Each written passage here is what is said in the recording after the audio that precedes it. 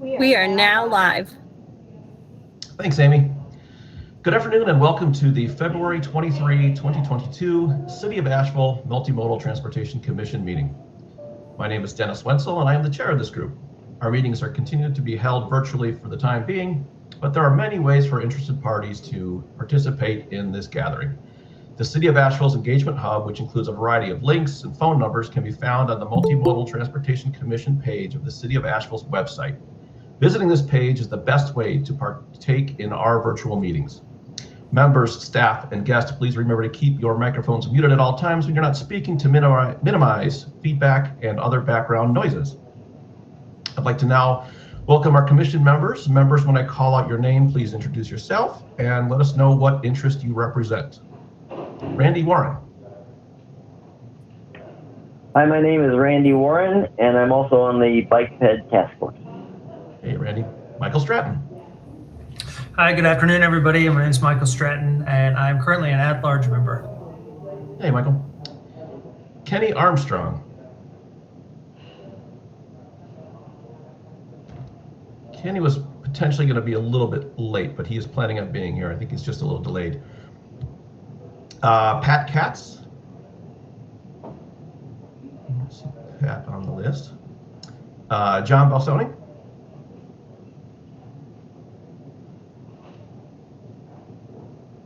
John is in transit. There he is. Can you hear us, John? John is here on a phone. Maggie Allman. Hey y'all, Maggie here. Hey, Maggie. Bill Loftus. Hey, Bill here, and I'm on the Transit Committee. And our newest member, Leanna Joyner. Leanna Joyner, representing the Greenway Committee, and this is my first meeting here, and I haven't yet attended the Greenway Committee, so hope to listen and learn a lot today. Thanks for having me. Well, thanks for raising your hand and being part of our group. We look forward to your participation.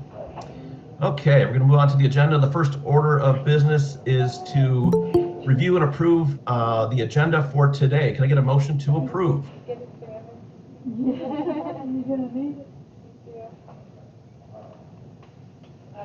I motion to approve it. All right, I have a motion from Randy. Can I get a second?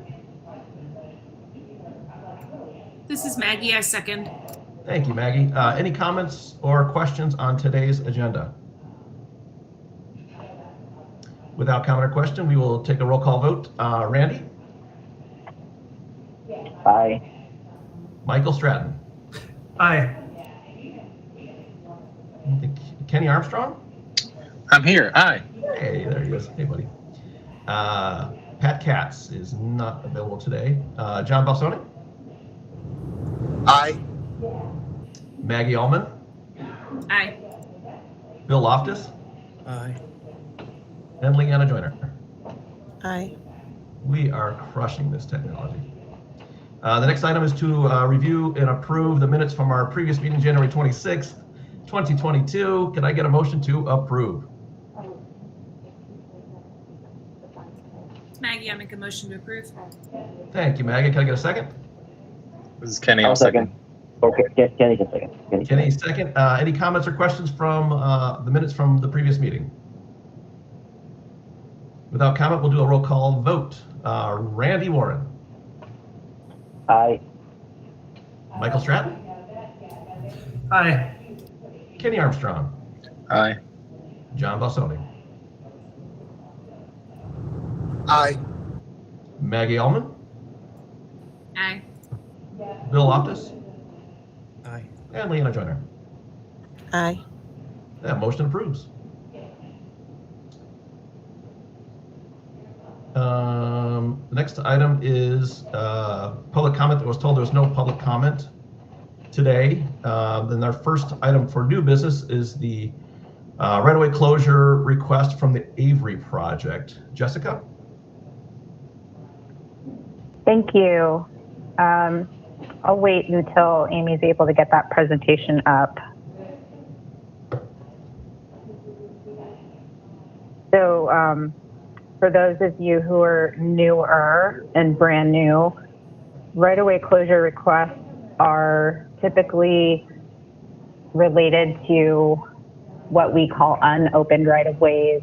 And in many cases, or perhaps all cases, it seems that, when they platted the city 100+ years ago, a lot of times they included in those plats roadways that were oftentimes never actually built to be roadways or were never practical. So we have a lot of these unopened right-of-ways across the city, and occasionally we get requests for them to be closed or abandoned or vacated. Those are kind of the terms that we use.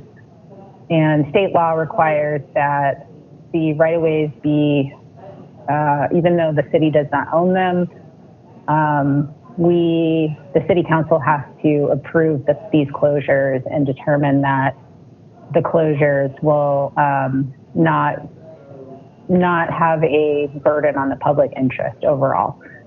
So we scrutinize these closures in terms of whether there might be opportunity for them to be transportation connections, whether there's any utility conflicts, etc. And part of our process is for these requests to come forward through our technical review committee, which is a staff internal review, and then we bring the closure request to the Multimodal Commission for their recommendation, and then it goes on to council. And then council has to hold a public hearing on the closure. So that's kind of the process. So this one is a right-of-way that is referred to as Rear Clingman Avenue and is associated with the Avery project. And could you do next slide, please, Amy?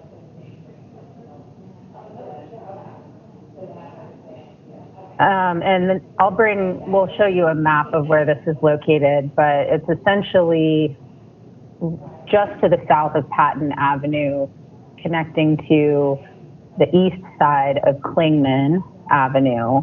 So it's between Patton and Hilliard and between Clingman and Pearl Street. And Delray Ventures is the applicant for the closure.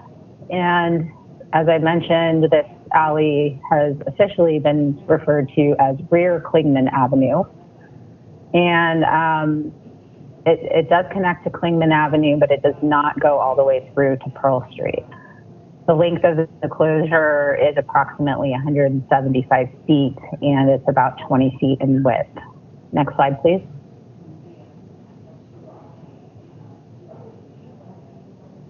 And here you can see a map, a little small. The red boundary is the,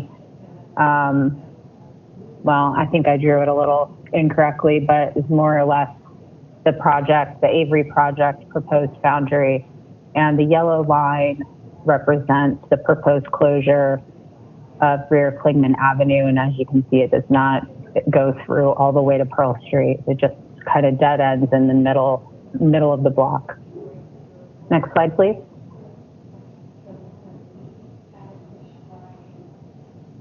So the closure request is associated with the Avery project. It was formerly known as Patton 2. The applicant, Delray Ventures, was the developer for the Patton apartments, which were recently built maybe a couple of years ago, fronting on Patton Avenue. And so the Avery was a new project that they had brought forward and has been in the development review process for quite some time. And part of the development review, or I guess the application, was for a conditional zoning approval. And this was considered by the council last night at their meeting and was denied. So it is unable to move forward as a project given the council's decision. And unless there are substantial changes made to the project, they would be unable to resubmit the application for at least a year. So given that, next slide. And this is the alley. You can see the existing patent apartments on the left. And there's also a U.S. Postal Service fleet building right there. Next slide, please. Oh, this is not the right one. This is not the right one. This is the wrong presentation. Did I not update it?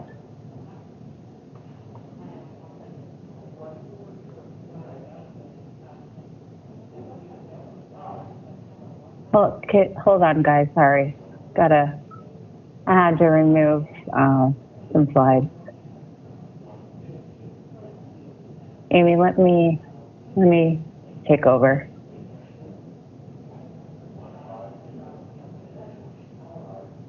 I apologize. That's all right. The technology happens. I just realized that I didn't introduce Joe Archibald, so we'll take this time to do that. Joe, welcome. And Councilman Rooney has joined us as well. Councilwoman Rooney, please forgive me for leaving you all off. I was a little turned off there, but you know, making sure everyone's here. We have multi ways of connecting to the multimodal. But I think that's everybody. And Kenny from Greenways joined between that introduction as well. Oh gosh.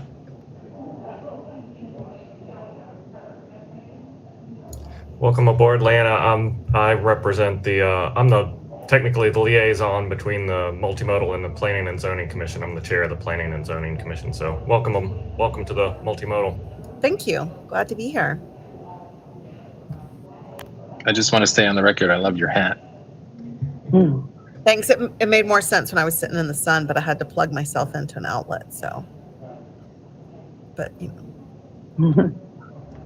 Okay, sorry for the delay. Trying to get the correct presentation pulled up.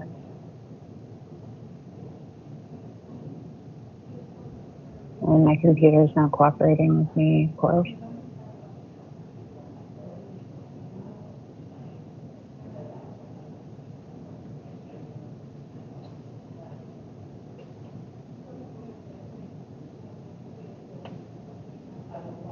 Can you guys see my screen now? No, not yet. Not yet.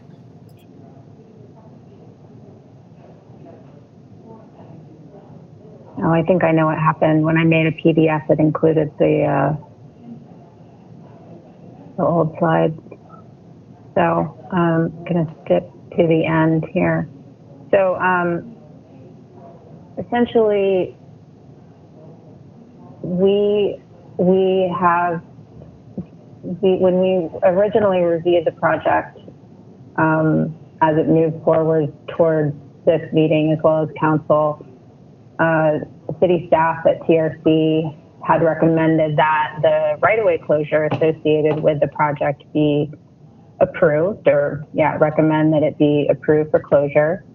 And we based that recommendation on the proposed project itself, including its site plan, the fact that it was to include improvement of the bike lane on Hilliard Avenue, and the many pedestrian amenities that were going to be provided through the project. However, since the council meeting last evening and the project was denied and will not be able to move forward as proposed, we are changing our staff recommendation to recommend that the multimodal recommend to the council that the right-of-way closure request be denied.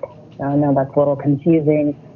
And so, you know, and this all kind of happened very quickly, hence the little bit of back and forth here. But we felt that because the project wasn't going to be able to move forward as proposed, that we just don't feel that it's appropriate to close this right-of-way at this time. Ultimately, it's possible or likely that the project will come forward again, perhaps in a different format, if you will, different type of project, a different layout, different site plan, different conditions. I mean, it could be a very different project in the future. And so we as staff do not feel comfortable with closing this right of way at this time, given the conditional zoning was not approved. So I know that we do have Warren Sugg here today, and possibly the applicant as well. And I definitely want to give them an opportunity to speak to the request, and then we can go from there. Warren, would you care to offer some comment? Yeah, good afternoon, everyone. Warren Sugg with Civil Design Concepts, and thank you, Jessica, for the presentation. So what we're here before you today is to talk about this right-of-way closure. It is an area that is currently really being used as a pedestrian area, and as one of the sort of conditions of the project that was before City Council last night, we were looking to close this, but then still have it as a pedestrian area. I think we would still entertain that. I think it makes the most sense given the way it's currently being used, and would likely continue to be used sort of with or without the project to the south moving forward. It is 20 foot wide currently today, which is below anything that the city would have as a vehicular right of way. They couldn't fit the standards within it. Short of maybe a alley. It is landlocked to the east. As you can see, there's some residential parcels between the existing right-of-way and before you get to Pearl. I'm not sure. I'm sure maybe transportation could tell us better if there's some sort of long-range plan to have rear Clingman Avenue actually connect from Clingman to Pearl. I would seriously doubt that it is, just given its proximity to where Clingman and Patton intersect, and that then goes to 240. So with it being 20 foot wide, there's also quite a bit of grade change. I think you can see that in some of the pictures, and most of you are probably very familiar with the area. There's a good bit of grade change that happens between Clingman and the end of this existing right-of-way. So for those reasons, I mean, I think it makes sense to have a closure and allow this land to go back to the property owners north and south of it. And that picture on the right kind of starts to show it, and I'm actually standing in that road taking that picture, so you can already start to see some of those steps that are coming down off of the Patton today, and it is, like I said, is used as a pedestrian way. The parcels to the right of the page where it says project site, those are accessed off the page to the right, so they don't use it as best I know. And there's actually a gate, a lock gate at the end of it with that fencing. So I'll rest there, and then if there's any questions with me, and I'm happy to answer anything. Thanks, Warren. Joe? I just wanted to make a couple comments. This project had come through planning and zoning last month, and specifically related to this alley. I know the discussion had come up that, currently and for the project that was going to happen, that was a necessary part of the emergency escape route, essentially fire escape route, for the current Patton. Which can end up on a public way like it is right now, but also for the new project. I certainly agree with the change that staff has made now to deny the closure, given what we have talked about for probably the last year as far as revising these right of way closures and wanting to see more, concrete proposals. So yeah, I just wanted to kind of put that out there, especially for some of the newer people that may not have gone through one of these yet. Thanks, Joe. Randy? Yeah, I just wanted to say, Joe talked about a little bit there, but historically, unless we had concrete plans for a project to consider the possible ramifications of a closure, we just denied it because we wanted to make sure that there are things that we understand about the project that might relate to the closure. So not that we're against the closure at this point in time, just about plans, concrete plans for the project. It's hard for us to make a decision. So historically, we have not approved the closure without a concrete plan.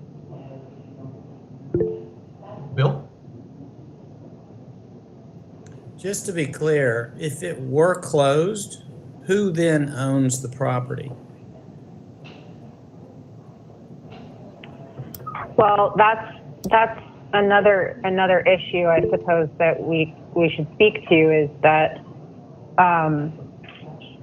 generally speaking, the properties that surround the area of the closure or that are adjacent to it can determine how they want that area to be applied or allocated, divvied up, if you will. Sometimes it might be split kind of 50-50 down the center line with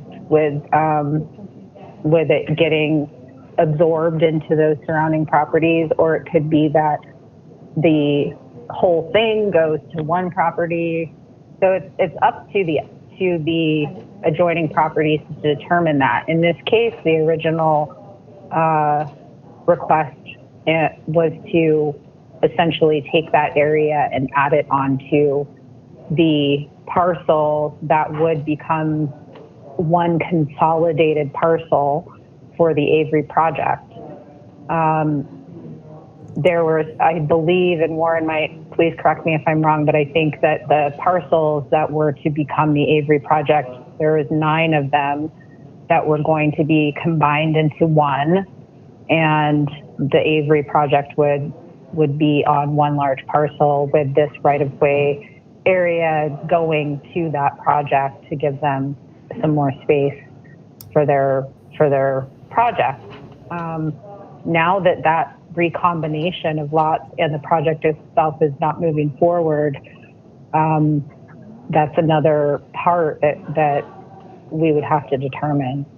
So, I think that's another reason why staff is recommending at this time to deny the request. It certainly can come back again with a new project, or even with, additional information. Perhaps it can come back again to this body sooner than that. But at this moment, I think there's too many unknowns for us to feel comfortable. And I should also say that, the Multimodal Commission is the advisory body. You're making your recommendation to council. And if you were to, not recommend approval, the applicant still has the opportunity and the right to proceed to council if they wish to do so. And they may wish to do so.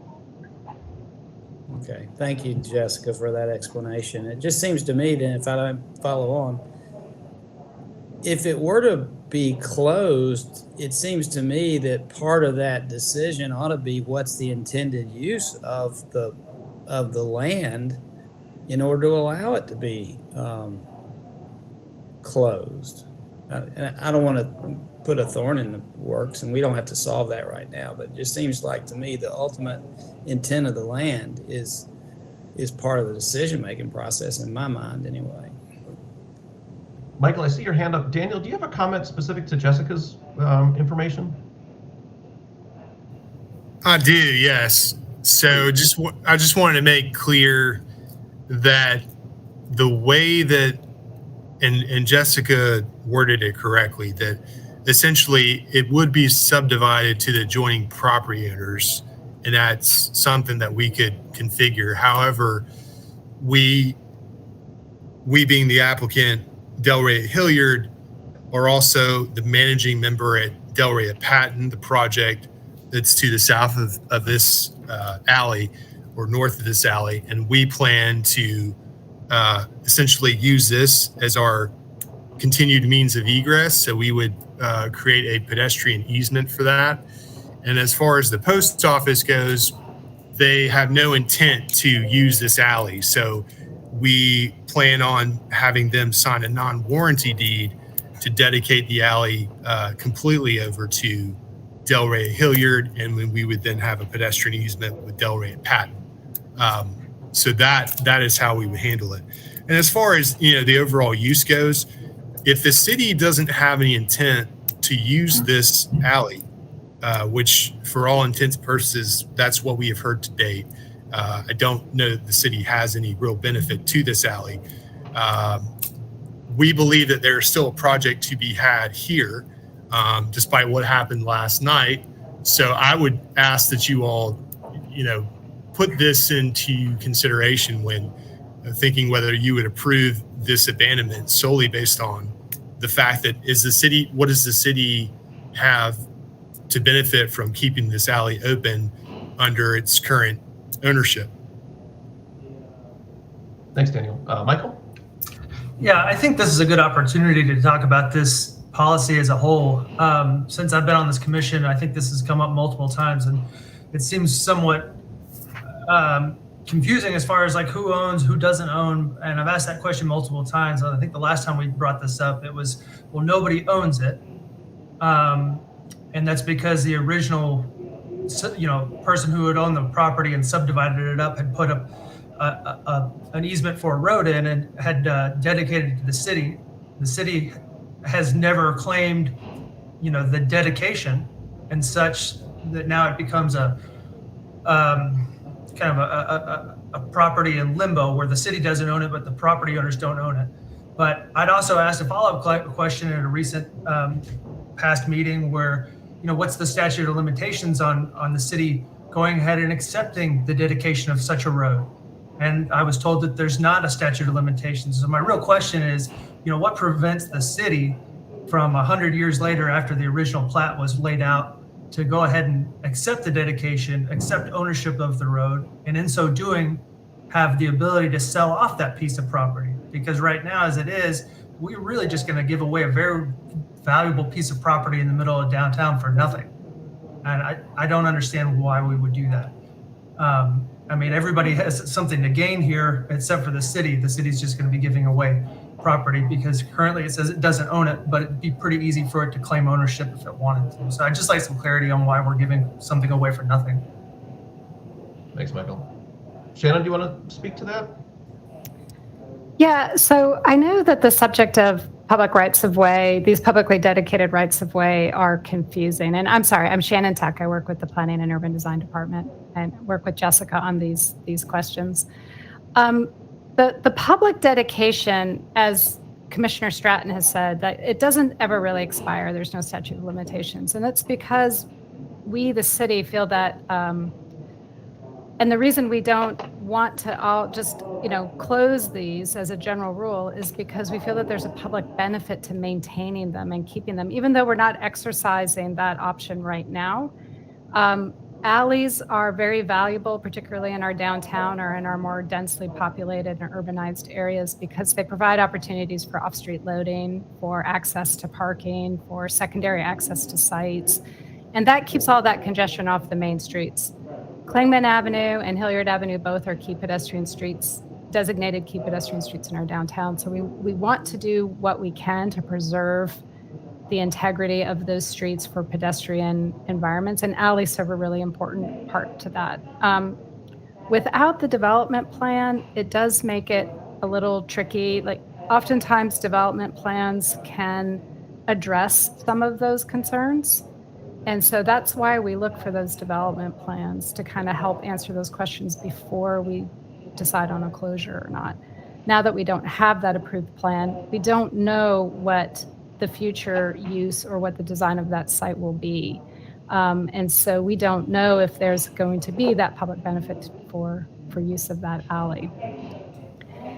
Their alleys serve other purposes too. They can provide opportunities for utility placement, public or even private in some cases. The pedestrian access is really helpful and it's really valuable, and we like alleys for that purpose as well.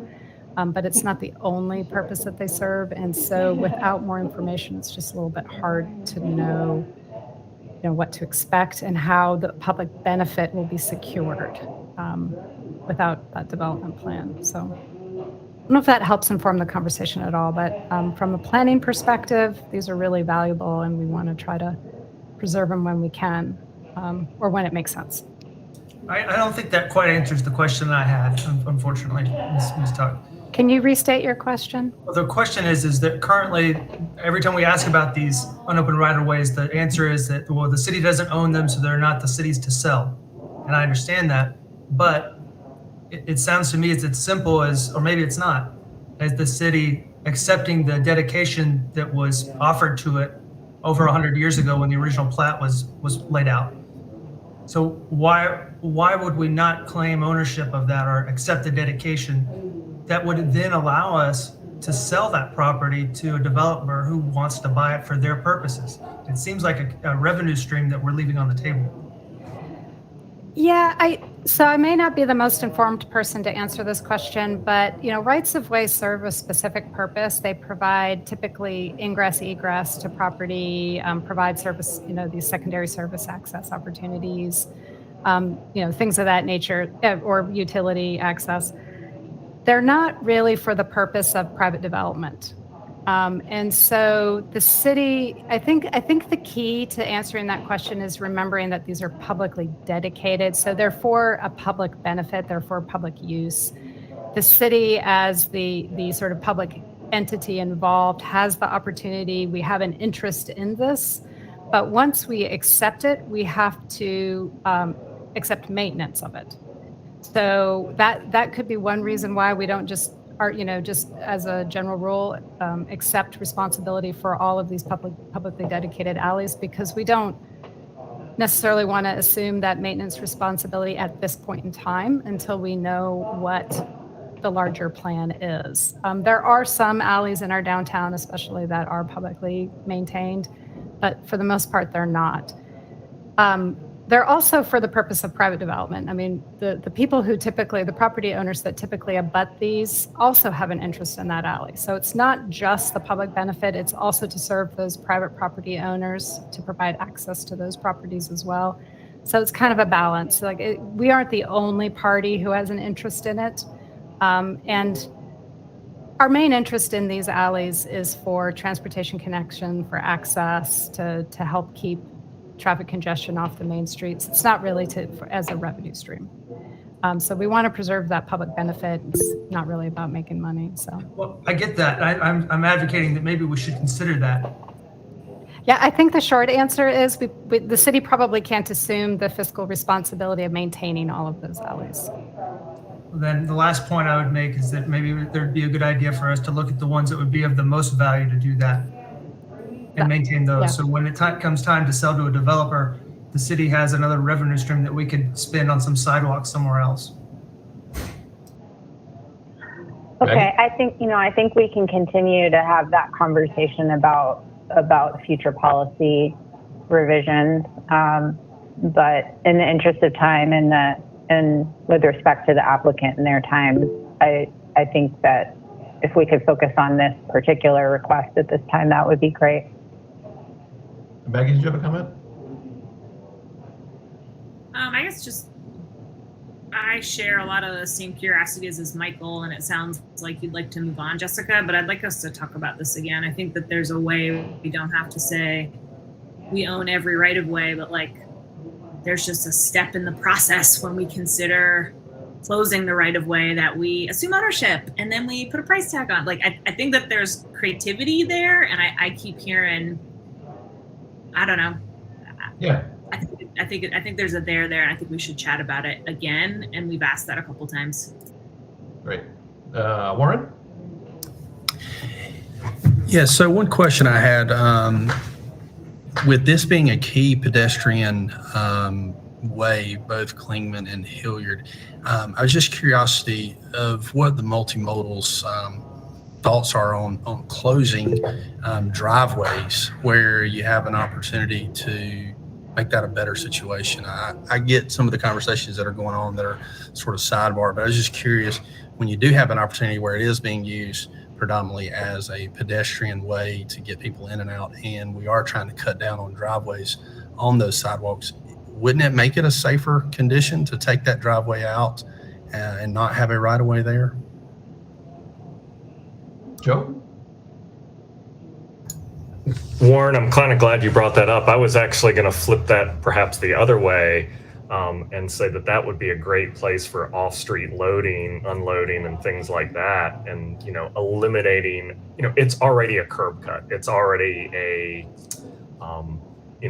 I won't say it's an obstacle, but it's already something that exists. And could that be used to the advantage of the project, like a normal alley, if you think about in other cities? So that would be my, kind of suggestion, I guess, if I was to look for a, bright spot in this, suggest to you and the developer, hey, maybe when you rethink about this project, using that as a way to do those deliveries or something like that. Warren? Yeah, that's exactly why we want to see the plans, because those are things we want to consider. Does it, having that open, make it more dangerous for bikes and pedestrians in transit, or does it make it less dangerous? And we don't know until we see the plan. That's why it's really hard for us to approve a closure like this until we see the plans, because Joe's exactly right. It could make it better or it could make it worse. And without that information, it's hard for us to make a decision. Is that it? Anybody else? Jessica, just so I understand, the city doesn't currently have any plan for this space. And so it doesn't, even though there's no current plan there, if we were to transfer this, we would lose the opportunity to have a plan in the future should this other project not go through. Is that true? Correct. Yeah, we don't have a future plan for this or really any other unplatted or platted unopened right of way. But to Shannon's point, we want to preserve them because who knows what is going to happen in the future. It could be that the house to the east of this, east of this alley that dead ends goes away sometime, and maybe there is a possibility for a pedestrian or for a vehicular connection. We just don't know, and that's why we're hesitant as a staff to essentially relinquish our interest, because you never know what the future is going to hold. And I think that we're seeing a lot more of these types of requests coming through because land is at a premium, and we're trying to, people are trying to squeeze projects into places where they maybe hadn't before, and trying to utilize these spaces. And so we're just trying to be a lot more careful, a lot more scrutiny on them, and making sure that we don't inadvertently shoot ourselves in the foot at a later date. And that's really what it comes down to. And, this has nothing to do with the project itself or its merits or what it was proposing, its uses. Like, it's not about the project at all. It's about the connectivity and the opportunity. And when we have the development plan in hand, that is the best case scenario, because then we know that project is going to take place, and that's what's going to be implemented. In this case, we thought we did, and now we don't. And so that's the reason for the staff change in recommendation. And it had nothing to do with the project itself. John? So a couple of things, just wanted to chime in. So I do agree that we should preserve these uses, especially in this particular case.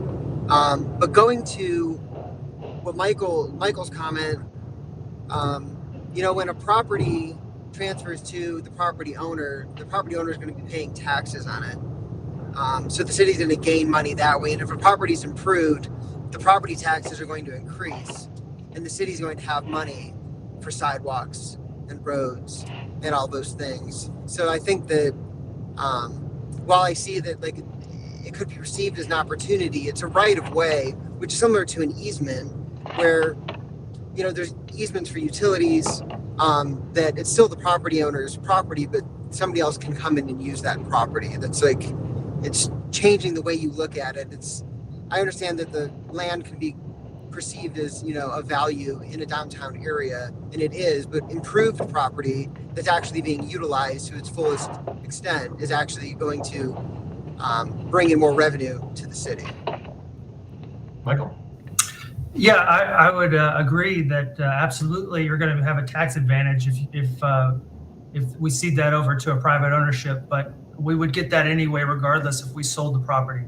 I'm just saying we should get the sale of the property plus the tax revenue out of it. And just to be clear, these parcels are not currently owned by those property owners. They were owned by the original developer who developed, the 50 acres downtown and cut it all into pieces, including the roads.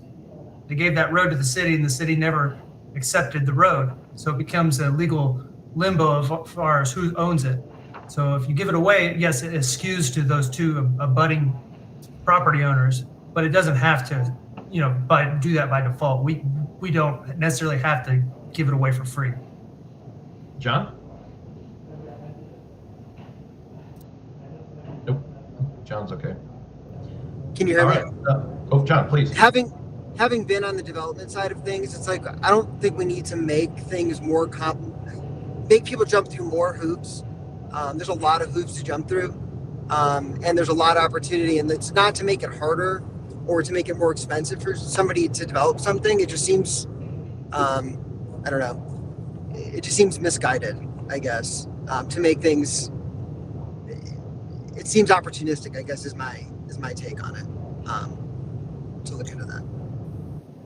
Thanks. We'll definitely look at that kind of independent of this issue. Without further comment, I'd entertain a motion.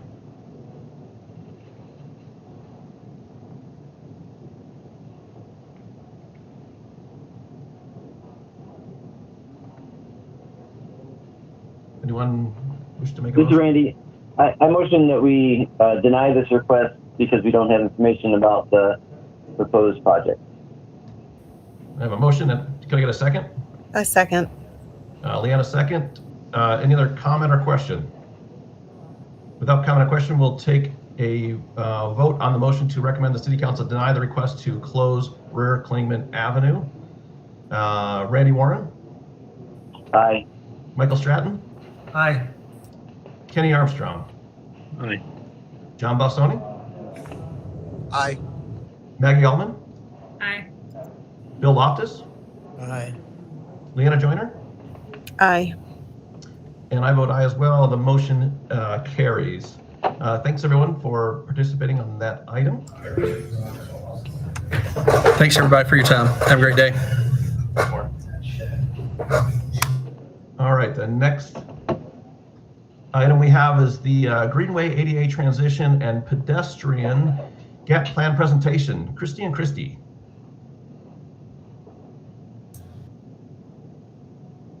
And Kim. And Kim. Are we just jumping in, or Jessica, are you giving any background, or Lucy? No, I'm just throwing it straight to you guys. Okay. I will share my screen.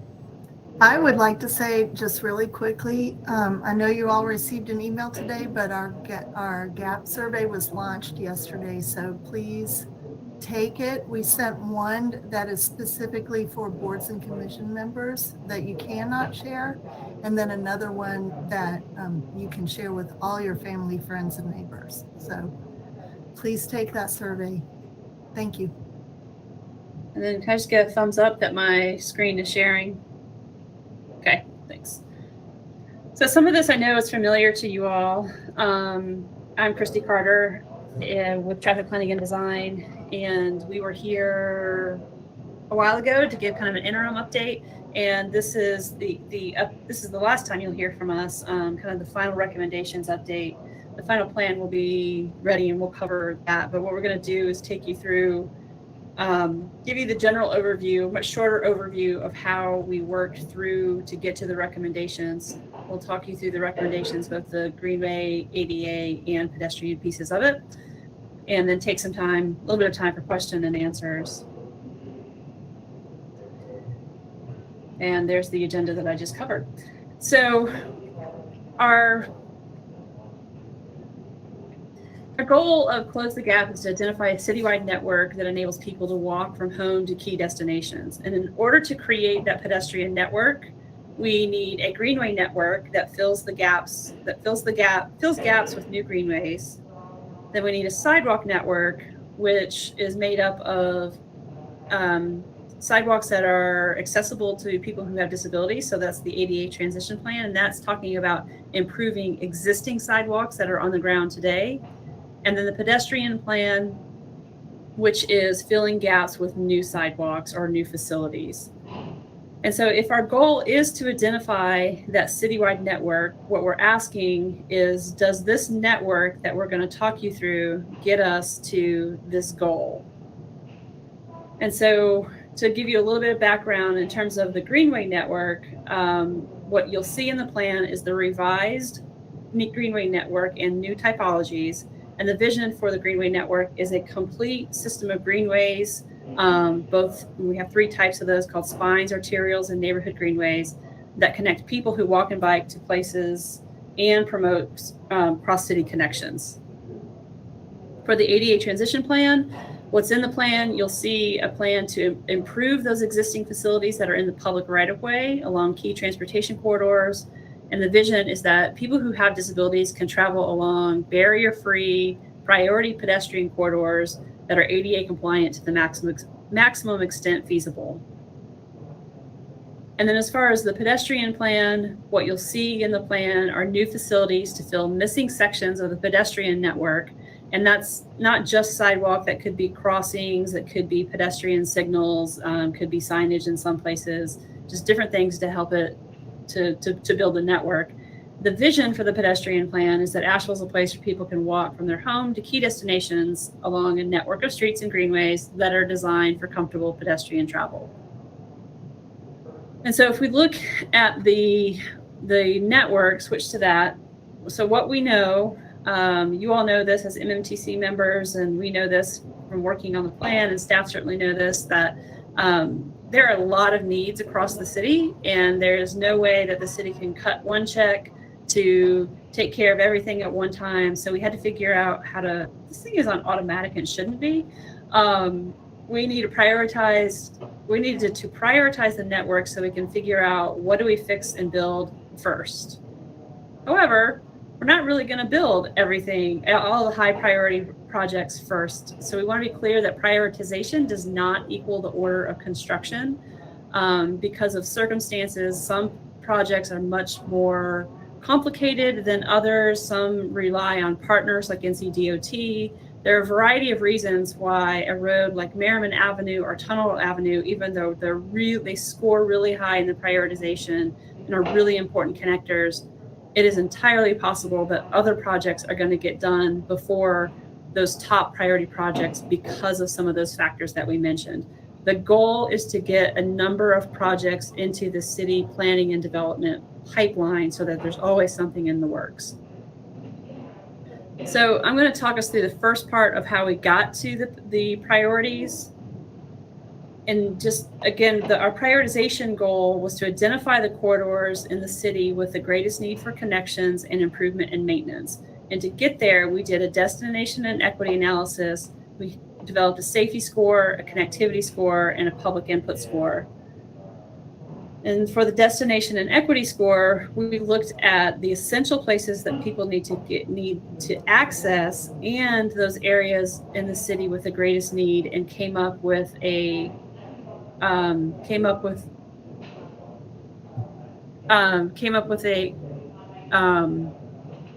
matrix that, or not a matrix, a ranking system that said, here are the areas that have the most need and the highest concentrations of destinations where people need to get to.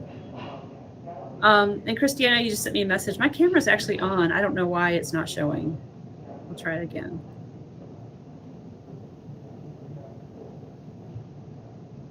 Okay. I don't know why I'm not showing. Sorry. I'm there.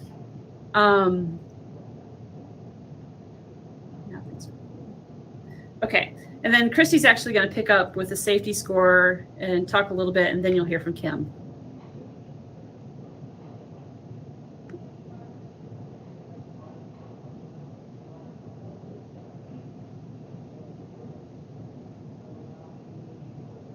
And Christy, you're on mute still.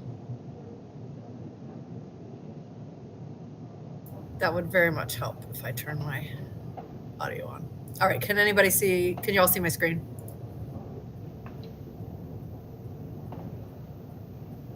Yes. Okay, awesome. Thank you. So we had done, as Christy described, and I think we've talked to you all before, so we just want to do a quick recap of this. So the prioritization was the destination score and the equity score, and then the safety element, right? So identifying areas of the city where, try to move this up, where it's unsafe if due to exposure to vehicles, right? So some of the factors would be the traffic speed on the adjacent roadway, what is the traffic volume, how many lanes of traffic are there, and we also looked at crash history. So one of the things we were trying to grasp is, if you say you're in a wheelchair or walking along this road and you hit an obstacle and you had to step out in the roadway to either cross to continue or to get around that obstacle, how dangerous is that, right? And so the image on the bottom right shows Patton Avenue and I think it's like 6 to 7 lane cross section there. That's obviously at those speeds and that volume going to be more dangerous than a road like Murdoch, which is the top right photo, which is a lower speed, lower volume road. So the way we captured that was giving points based on speed, volume, and lanes, 0 to 5 points, 5 being the most dangerous. And then if there was a pedestrian crash history, we gave extra points for that. So if there was a fatality or more than 2 crashes, a roadway could score up to 7 points. An example of that is the image in the bottom right of Patton Avenue, where there is a crash history. The speeds are over 45 miles per hour, volumes are high. So just to give you an idea, that played in on the prioritization. And then one of the other factors is that anything under 9,000 vehicles per day, or that where we don't have traffic counts, they all kind of get scored the same safety-wise, but some of them may be cul-de-sacs and some of them may be just neighborhood connectors. So we had to find a way to kind of capture how do we prioritize the pedestrian network where it's the primary spine where people get around town. So we classified roadways as primary spine, secondary spine, like a duplicative roadway, or is it a collector that connects to neighborhoods and so on. So we gave a point range 0 to 5 based on the connectivity score. And then we had 2 rounds of public input, January 2021 and October 2021. So we wanted to identify areas with known concerns, like hear people out here, this location's unsafe, I'm having a hard time getting around in this location, and we wanted that to factor in. So anything during the surveys that we heard from more than 75 times, like Merriman Avenue, Patton Avenue, we heard a lot of comments on those. Those are the red images on the right, the red lines. Those are the roads that got 3 points for public input. And then, those we heard a lot from, but not like the top tier, those got 2 points. Some example roads are New Hog Creek, Kenilworth, State Street, New Leicester Highway. And then those that got mentioned, but not more than 25 times, kind of on the lower threshold, those got +1. And if they didn't get mentioned at all, they didn't get any public input points. So we put all that together, and the total score could be up to 20 points. That was step 1. And then we broke it into groups. So there's the pedestrian plan, which are corridors that don't have sidewalks now that need them. So locations for new sidewalk. And then the ADA transition plan are the corridors that do have sidewalk now that just need to be upgraded. And then we broke them further down into 2 lists under each of those. So the NCDOT streets are going to have different partnership, different challenges and implementation than City of Asheville streets. So we broke them out by category. And so the next step here, I'm going to walk you through those results. And then we can take some question and answer on this when we're done here. So just a quick reminder, pedestrian projects are filling the gaps in sidewalk and connections to transit, but also improving safety at crossings, improving the frequency of crossings, widening sidewalks, providing better separation from traffic with buffers. And then we also looked at coordination with other planned projects. So, either widening project, bicycle projects, such as the study that was done on Hendersonville Road, and things like lighting and amenities. So these are all the elements that would go into a pedestrian project that comes out of this plan. And this is the final list, and it is a lot of information on this slide. So we're going to give this to you to review after this meeting and get us some feedback. And it's also in the survey as a tool that you can click around and see how things ranked. So let me just show you what you're looking at. So when you review it, you have a point of reference. So on the left is a table, and it has anything that had a score of 19 was in priority group 1 for implementation. Then the next score down was 18. So that was group 2. Group 3 is 17, and so on. So based on how they scored, they got grouped. And if you look on the map, groups 1 and 2 are all red. So you'll see Merriman, Tunnel Road, Patton Avenue, New Leicester Highway. And then groups 3 and 4 are orange, groups 5 and 6. So that's your priority rankings, just to see where things fell. So this table shows groups 1 through 5. So if you're curious about a road, you can go find it, see how it scored. And then we group 6 through 9. So everything that got grouped and put on this map had scored 11 or higher. So just to give you a point of reference for what you're seeing on the map. And then the city of Asheville, it helped to group those separately because those are often like the DOT roads are the higher volume, wider roads, higher speed roads. So they scored higher. So for us to really prioritize city streets, they're in a different scoring range. So the top score for those was 15, and that was Lexington Avenue downtown. So that's group 1. Group 2, Hilliard, Deever View, those had a 14. So you can see those are in orange, and they highlight, they show up that way. So you can walk through all these as well. They go down, you can see the scoring and how they fed the priority groups.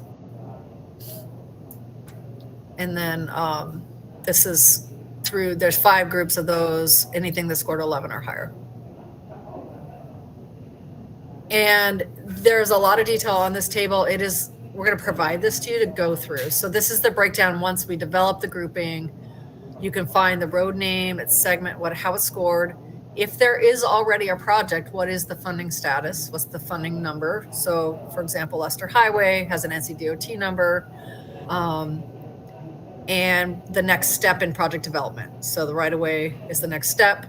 What is the project description? Sidewalk, one side, and crossings. And then also what are the pedestrian ADA needs for that corridor? And we also, as we did a scan of these roadways, I gave an initial ADA conditions rating to those.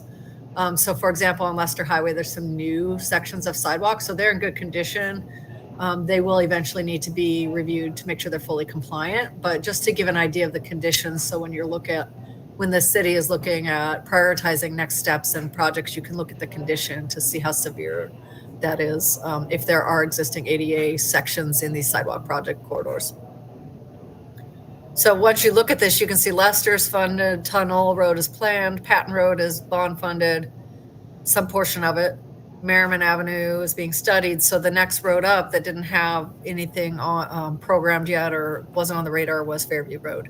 So this will be used as, queuing up the next set of projects and getting them into project development.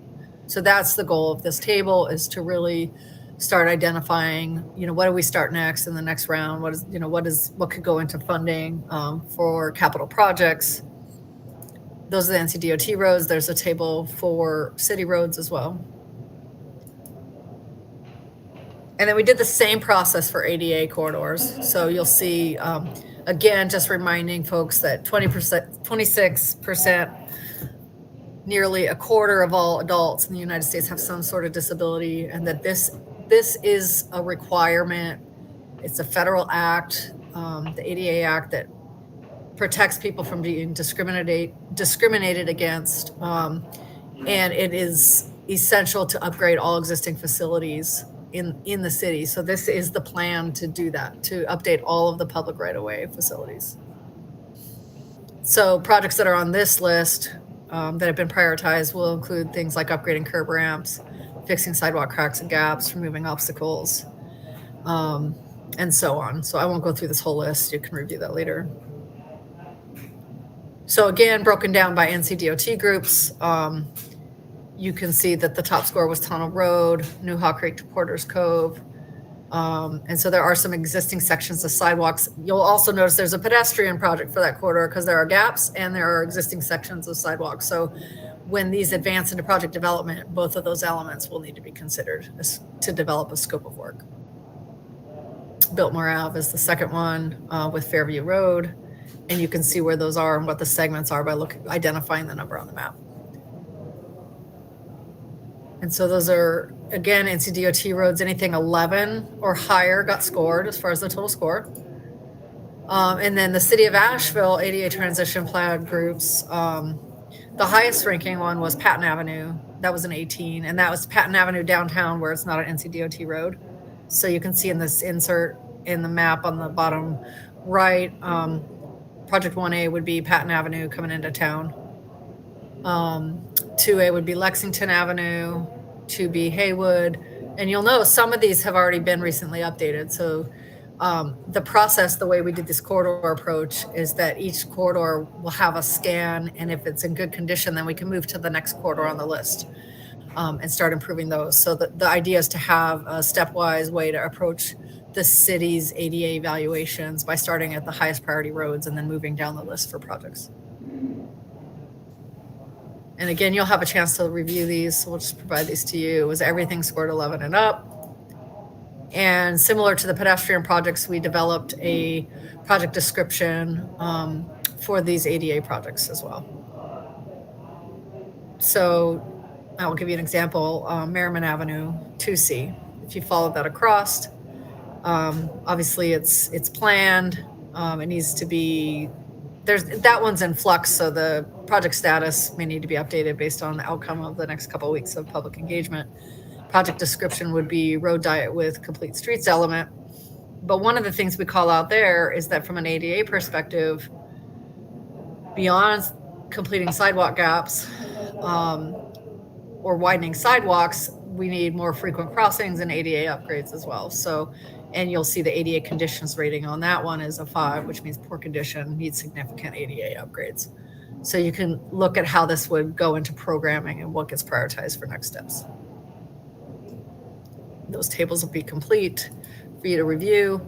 And with that, I'm going to turn it over to Kim to go over the Greenway results before we open it up to questions. So I'm going to stop sharing. And Equinox has developed the Greenway Plan, and she can step in and show you what we put in the recommendations there.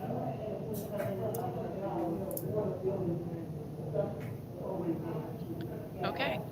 I'm Kim Williams. I'm with Equinox. We're a local firm and do a lot of Greenway planning and design in the region. And I'm going to give you an overview of the Greenway Master Plan as proposed as a draft of the Greenway Plan. So we use a similar process as the other ADA and sidewalk prioritization. It's slightly different. There is a plan from 2012, and we looked at that, but looked at it through a new lens, and I'll share what the new lens is. So first we looked at prioritization based on the equity and destination score, which I do believe there's a question about parks and other destinations that was included in this destination and equity score. So the warmest colors on this map are representative of the highest destination and equity scores. So we analyzed the existing Greenway plan and any proposed routes against this. We also looked at constructability. Some of the original proposed Greenway alignments weren't as constructible. So if we found places where we needed to reroute or just consider maybe they weren't the best fit, we did that and tried to shift some alignments that way. The other thing that came out of this planning process as an update is that we identified different typologies for greenways, different types that the system can be. And that's important to define because some of these are going to be more like interstates. Imagine, our main spine greenways through the city will serve like a pedestrian bike interstate, and then others are going to be more minor and have more constraint conditions, so they will need a smaller width and stuff like that. So the new typologies we're looking at, I'll go through quickly, but our spine, which are the largest arterial neighborhood greenways, and then exciting the neighborhood greenways and natural surface trails are kind of a new program that's being launched. This is an example showing how that whole network of typology works together. So your spine is that main system. Think of the Swannanoa or the French Broad Greenway, and arterials are a bit smaller. And then you have also your neighborhood greenways. So those are going to be on street and ways to readapt our streets to make them safer. And then we have the natural surface trails. And those could be either hubs that aren't necessarily connected to a bigger system or a way to get to these other types of greenways.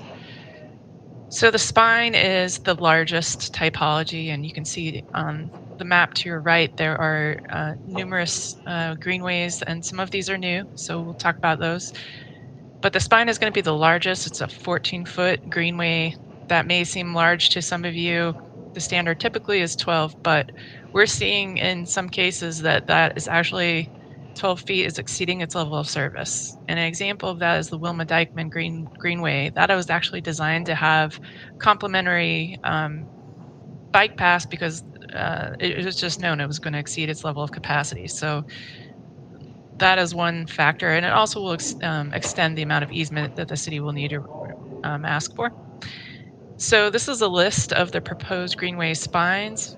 Most of these are from the original plan, and there's a few additions, including the South Asheville Railway Trail. I'll talk about more of these projects that are in the top 10 projects. The projects bolded we'll talk more about.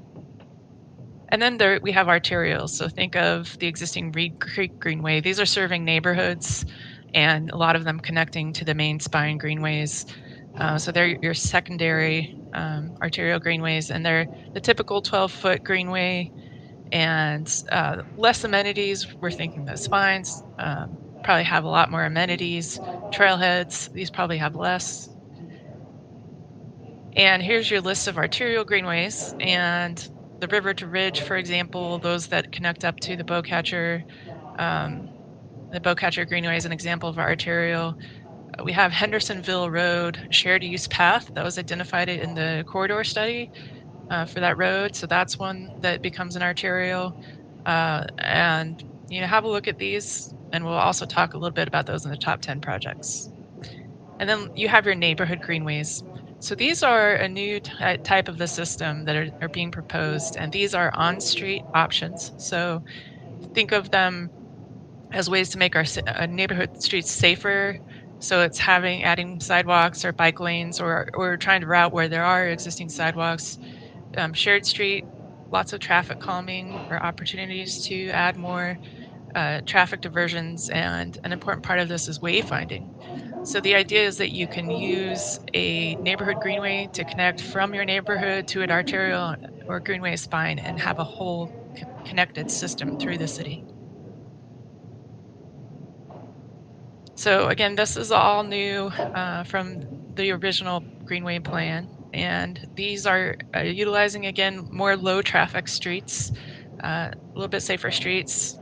Parts I'm excited about because I think they lack access are places like East Asheville and Oakley that we're identifying routes to get to places like the Swannanoa Greenway.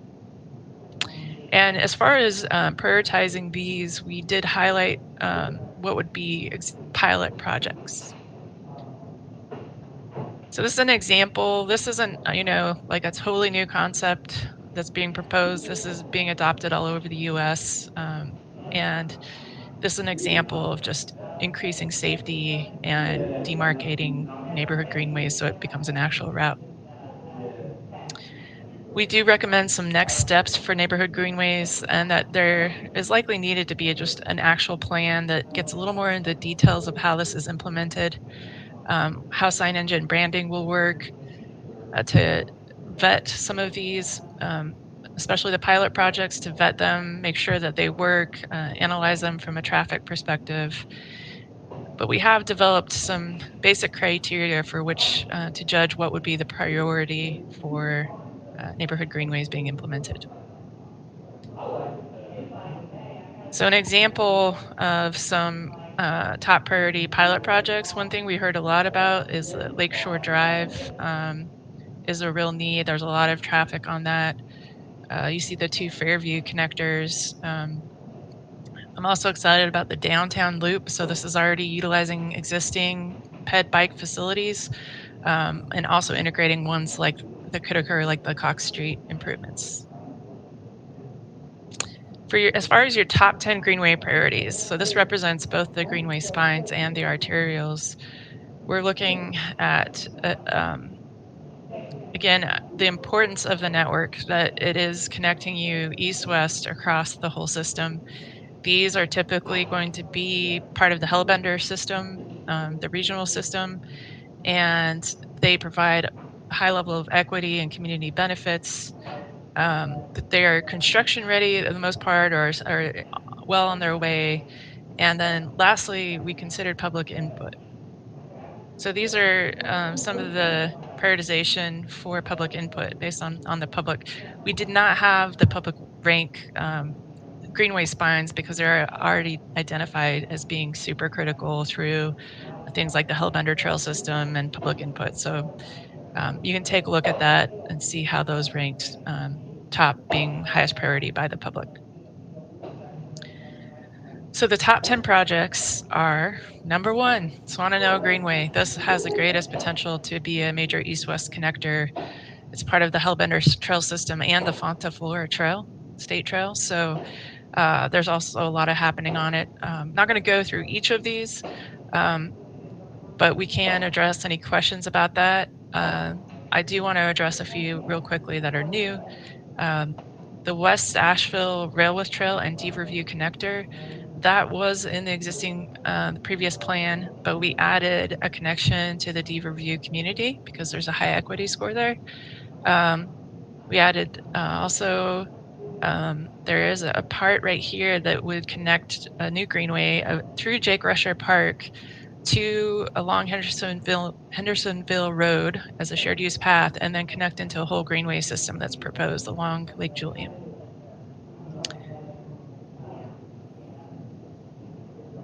Do you want me to just guide you from here, move you from here, Christy or Christy? Yeah, go ahead, Ken. I mean, I can, yeah. So the next steps, there are two pieces. Well, we have the survey open now. We're going to show you the links to those in just a second, and we're gearing up to have the draft plan completely done between March and April, and go into council in May.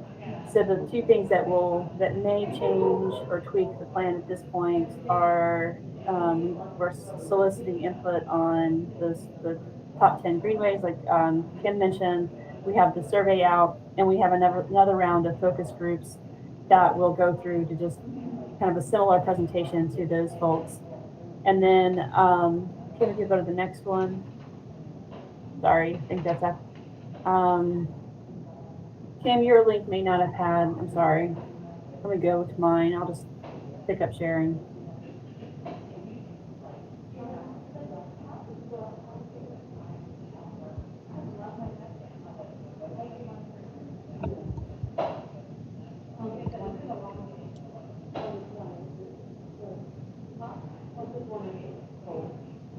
This is not our smoothest presentation. Do you all have my screen? No, it's not popping up. Oh, there it goes. Okay.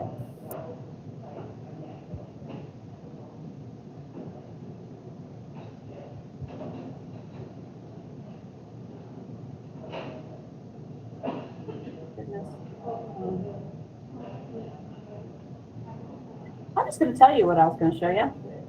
We have a survey slide in here, and that's the last thing that we were going to show you. And for whatever reason, I'm hung up.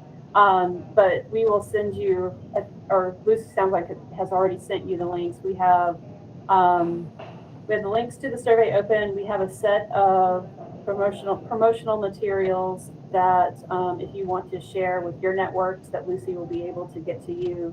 And so what we're asking is to share those widely and broadly. We are doing one thing a little bit differently than we have with the previous surveys. What do I tell the neighbors to say? I already took this. You say, good. Thank you for doing that. Your input is very important to us. That was a question from Michael that popped in. I lost my train of thought with that. Christy, I just put the public input link there. If you want to just open it, that might be the best way to. Yeah. Well, actually, I don't know if I can. My screen is stuck where it is.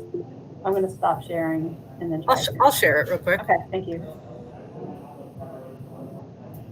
Yeah, so a couple people are asking, is this a new survey? And yes, it is. And this has the results. So that's where it is important for folks to take a look. And so the survey, just so you all know, it has an explainer video of pretty much a reduced, condensed version of what we just went over with you all. And so when you go through this, it'll explain what the Greenway spines are. And then you have a chance to explore this. So you can click on them, find out about each of them, find out what it's ranked. And then you get a chance to tell us what you think about it. And then we go through the arterials, neighborhood greenways.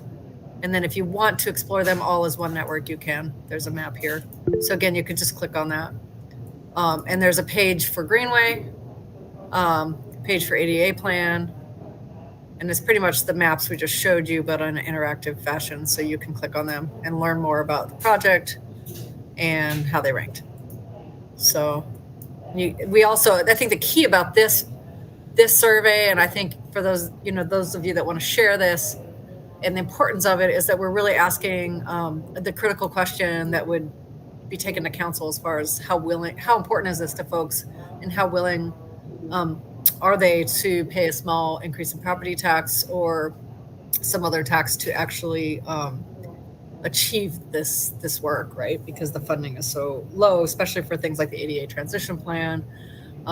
That's something that funding just isn't there for. So it is really important to take the survey. And then all the previous data and information on the plan and what we've done is down the right side of the page. You can take a look at previously released information. So with that, I think maybe just some Q&A might be helpful. Yeah, it knows a lot, so we're happy to answer questions. I can see the screen now, so just a couple of responses to what I'm seeing coming through. So yeah, it does look a little bit like the previous survey. It is, once you get into it, it's much easier to use. We got that feedback from the last one. So if people say it does look like it, let them know it is a different one. The main intent is to just be able to go to council and say, of the X number of people who we brought the survey to, who took the survey, this is kind of the level of support, because we feel like that's going to be really important when we get to council, particularly the question about, we suspect most people want to build out the network in some way, but being able to say there's also support for thinking about how we fund it is really important. Just to clarify, because Christy hit this, and I think it's covered, but to cover it again, Anna sent out, we have a link, we have a version just for boards and commissions, and then we have the general public link. It looks like Anna sent out the MMTC link yesterday to you all, and so that's not the one to forward. And Anna or Lucy, did you all send out the link to forward and have that kind of clear? I'm not sure. Janet sent out a bunch of emails today, and I haven't had a chance to catch up. I do know the one for the boards and commissions were sent to you yesterday. Okay. This is Anna. I can offer some clarification on that. We did not include in those emails that Janet sent to Multimodal, to Transit, to Greenway, any of the boards and commissions, the general public survey link, in an effort to cut down on confusion. The plan or the intent was to go ahead and send out that general link in a large email within the next couple of days. However, it is on the city's public input page. I believe you can also access it from the city's project page. So if folks are asking how to get to it, those are some ways you can get to it. There's a question on here about parks and open space and whether they were considered. And so one of the things we covered in our last survey and public meeting was what went into the destination equity score. So I'm sharing right now the slide on that. So if anybody wants more information on that, we could go send you or talk to you offline, like how many points were scored for everything. But things like grocery stores, schools, colleges, universities, and parks and open space are definitely on there. And some of the items on this list were really driven by the ADA transition plan, which requires that you prioritize access to community services and government buildings and things like that as well. So that's the list. Hopefully that answers that question. And Michael and Maggie have their hands raised. Yeah, real quick. I think this is fantastic. You can see in this level of detail in terms of the study gives us some numbers to work with. But I was curious if you guys were going to be putting this in front of individual neighborhoods to collect their consideration for this type of stuff. That'll be a Lucy and Anna question to address. Go ahead, Anna. Thanks, Lucy. I had to get myself off of mute. Here, I'll turn my camera on as well. So, we are working particularly right now with some of the legacy neighborhoods to schedule times to come and speak with their neighborhood associations in particular, because the turnaround between the length of time that the survey is open is not super long. It wouldn't allow us to visit with all neighborhood associations. So right now we're really targeting some of the neighborhood associations where the response rate from previous surveys was lower. We are, though, going to host a handful of drop-in sessions at several community centers over the next month. I don't have those dates in front of me, but we'll be at, right now we have solidified times for the Dr. Wesley Grant Southside Center, Stevens Lee, and Shiloh. And those are open, of course, to the general public, where Lucy and I will set up a table essentially and have tablets where folks can complete surveys, but also just come stop by and talk to us and ask us any questions that they may have. And so I'm working with Lucy right now to kind of pull together materials to publicize those opportunities. I'd like to add also that we're part of the plan. So we're just presenting the results from the corridor prioritization. But in the report we're prepping, you all have access to it. We'll have some additional guidance on, once these projects are selected to move into corridor development, there's a whole step. And one of them, after we determine the goals for each corridor, there needs to really be, for the more complex corridors, a needs assessment done, just to figure out exactly how to accomplish all the needs and prioritize those within those corridors. And one of the things we're really calling out here is the importance of including that neighborhood and area community feedback early in the process. One, to prevent a lot of shifting and projects later on when they've already been funded, but also to really get in with the legacy neighborhoods and really help them prioritize their region, just to make sure it's been captured, right? So Can you tell us what you mean by legacy neighborhoods? I'm just trying to figure out who you're talking about. Yeah, Christy or Lucy, you may want to fill in on that, just to make sure I get the wording right on that based on the city's feedback. The Legacy Neighborhood Association is a group of historically Black neighborhoods, and additionally the neighborhood of Emma, who have grouped together with efforts from the public engagement department from the county, as well as our equity and inclusion department at the city. And they meet, they haven't met for a while, but they're about to start to meet again on a monthly basis to talk about pertinent issues to their neighborhoods. And it's a great way for various departments at the city to get in touch with them and communicate efforts that we are working on. And we're really highlighting that, in a neighborhood like Shiloh, we may have identified some corridors that we think are the best connections, but there are impacts from these projects, right? And some communities are worried about gentrification or other impacts to the network in those communities. And so, we're going to include a lot of language about communities that have been impacted, historically underserved, that it may be that initial public engagement changes the projects, like maybe shifts it over a street, or there needs to be stabilization efforts put in place before they get done. So we're going to integrate some of that because that's the feedback we've heard.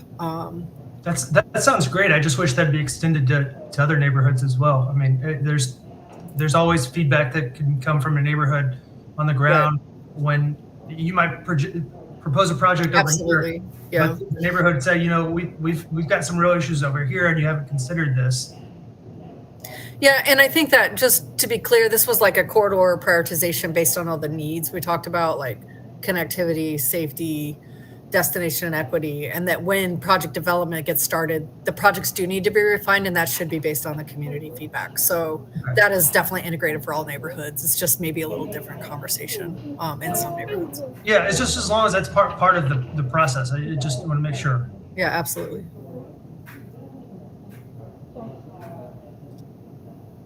There are a couple other hands up. Lucy, Dennis, I think, and Kenny and Maggie. I can go. So I'm kind of going to go zooming in and then pulling out. Overall, I think it's great. I was kind of playing with these maps over the last day or so, and I think it's really fascinating to see how we can kind of make all these things happen. A couple of questions. Just a point of clarification: an on-road greenway and a bike path. Are they the same thing or different? Are they striped differently? Are we doing like a paint stripe, or what? How would that look? And how do we delineate that from some other areas that we are identifying as maybe a bike path that exists currently? Christy, do you want me to address that, or? Yeah. So we're thinking that neighborhood greenways are a suite of options, so that it isn't necessarily just a sharrow or shared use, marked street. It could be a combination of ped bike facilities. So for example, with Cox Street, there's kind of an interim shared use path, bike path there. There could be examples where like street right sizing or road diets could be used for neighborhood greenways. So it's really, think of the suite of options to create a new facilities with on the road. But if there isn't very many options, most of these roads are low speed, low traffic. So, just the suite of options that can be used to really let drivers know that this is a place for pedestrians, that is prioritized for pedestrians. Did that answer your question, Dennis? Yeah, it does. And I really like it because I think there are some areas where the challenge of getting some land not in the roadway is going to be insurmountable, or it's going to just take so much effort. So I love this solution. I think as you were presenting, I thought, wow, that's a really great short-term or mid-term solution that we can apply. A couple other questions. When we talk about the 1 penny, 2 penny cost, I feel like we're setting some expectations here. Do we feel good that is representative of this really robust 10-year, 20-year, who knows how many year plan? Are you meaning is 1 penny to 2 pennies going to pay for everything in the really robust plan? Yes. Probably not. But is it better than what resources we have? We just don't have, most of the projects are being, and Lucy, I might be overstepping, so jump in. Most of the projects that the city is doing currently, they're trying to do some things out of, like the neighborhood pedestrian plan is funded out of general fund, so the amount is very small. The city is good about partnering with DOT and looking for kind of those bigger funding opportunities, well, smaller and bigger grant funding opportunities, but there just isn't a continual and dedicated source of funding for transportation projects. And so that is a solution that would have an annual pipeline of funding coming through as long as council dedicated it for that. And so does it build everything? No. Does it do a whole lot more than it does now? Yes. Okay, I see. So it might be an ongoing opportunity to allocate some funds specifically to develop this plan, or the something that this will look like in the future. Okay. I'll add to that because I do want to manage your expectations about that question. We used that question before in the first survey, and the reason for it is to just get a sense of people's willingness to support a dedicated transportation fund. It would totally be up to council to make that call, and we are not delivering this report at a great time of the budget cycle for us to see any immediate funding come our way at all. But it's kind of just a temperature gauge to see from the public how interested or how committed they would want to be to get these plans in the ground. Okay, yeah, and the reason I bring that up is I'm curious, like if we had to go a little bit further, would we get more information or less information? I don't know. And I don't want to, I like the idea. I like to say, there's an opportunity to get some positive return for a fairly low investment. So I like that concept. And kind of dovetailing off the cost and process discussion, one of the things that Randy talks about a lot is that in his past, there was these stacks of projects. And when a little bit of money became available, there would be someone that's saying, oh, here's a piece of this. Do you see that this is how we can kind of put together these different disparate pieces and have them kind of project ready or shovel ready, whatever the term you want to use, and ready to go? So even though there might be a little bit disconjointed, but let's say we find 300,000 somewhere, can we allocate it that way? How does like it go from here to funding to laying out, that kind of thing? I'll talk about some of the stuff, and Christy, jump in. I'll talk about some of the stuff that we're going to offer in the plan and for the city to do. One example, Christy kind of briefly looked up a sheet when she was talking about the legacy neighborhoods. The idea overall is to have projects in the pipeline. So you have, in a Greenway instance, you might have a Greenway feasibility study going on. Christy, why don't you talk through that? That probably is a better way to do this. And before I talk through this, I just wanted to highlight that if money is found, this kind of queues up projects to do some matching funding as well. So one example, we talked with the NCDOT at a joint meeting recently, and if they come up with funding through a transportation alternatives grant, for example, and the city has money to match that, maybe instead of doing some of the improvements on the corridor, it can be a more robust project that fixes ADA compliance issues at driveways and mid-block sections as well on crossings. And an example of that is the Haywood project that is being negotiated now with NCDOT, where the city funds allowed them to marry that project with DOT funds and get a grant and then deliver a more complete corridor. So this identifies, this flow chart is, the pre-design checklist. It's doing corridor needs assessment. Some corridors may need a detailed feasibility study based on physical constraints. And then it would be a high-level cost estimate and key cost factors, working through public engagement, community feedback, and then to identify the funding potential and deliver or determine how it'll be delivered. Will it be an NCDOT project? Will it be state recreational trails funding? Will it be city capital projects? And then get it ready so that it's queued up for capital funding and to move into design. So there are steps between this master planning effort and a project that goes into development. For the more complex corridors, say Tunnel Road or Merriman, then there's more simple projects. It might be a missing sidewalk piece on Hilliard. That might just be a quick cost assessment, funded with capital funding and get it to a design team. So that's what those tables that we've developed kind of indicate what's the next step for funding and project development for each of them. So those detailed tables I had on the slides earlier are where you could kind of go to figure out, when the city starts thinking about how do we do capital funding for next year, do we need to do some feasibility studies? Do we need to do a corridor needs assessment? Or do we need to fund design? They can look at each project and see where it is in the process and then look for funding the next step. Hopefully that makes sense or helps. Yeah, definitely. Thank you.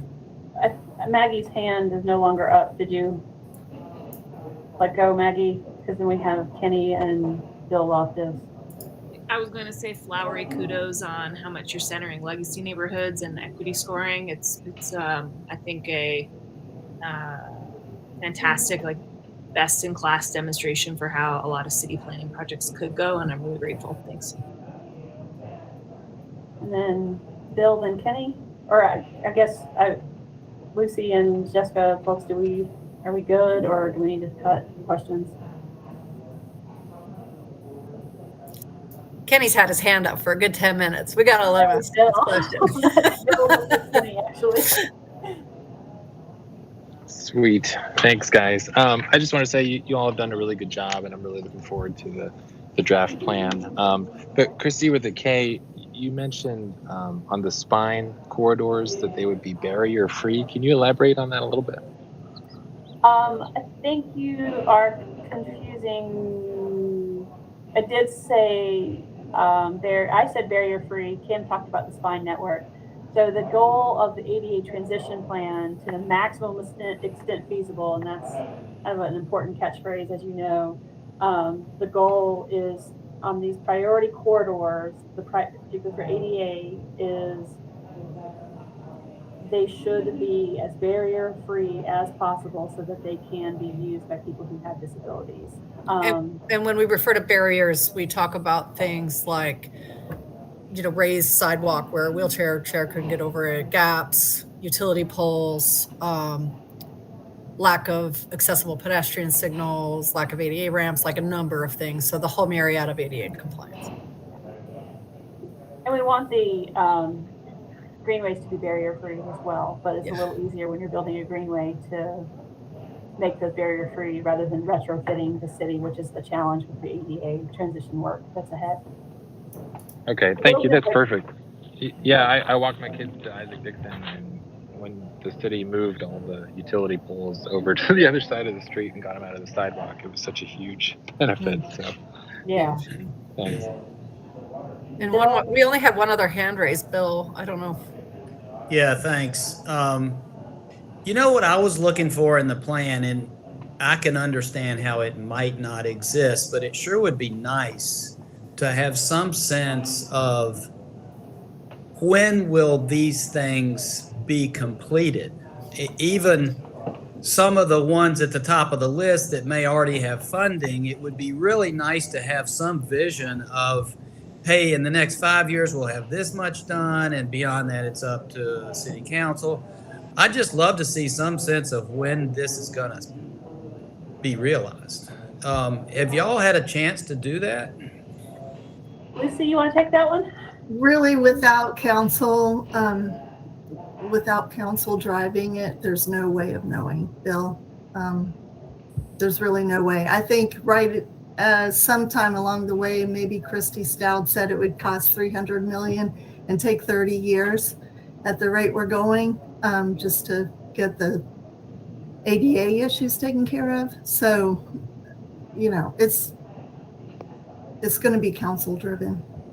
Yeah, I just to offer, even if it's a crazy wild guess, it's helpful for the layman to know if this is a 100-year plan or is it a 20-year plan based on what we've done in the last 10 years. What could it be? That would just be really helpful for knowing what we're talking about. I mean, the plan is elaborate. I mean, the whole connected layout is awesome.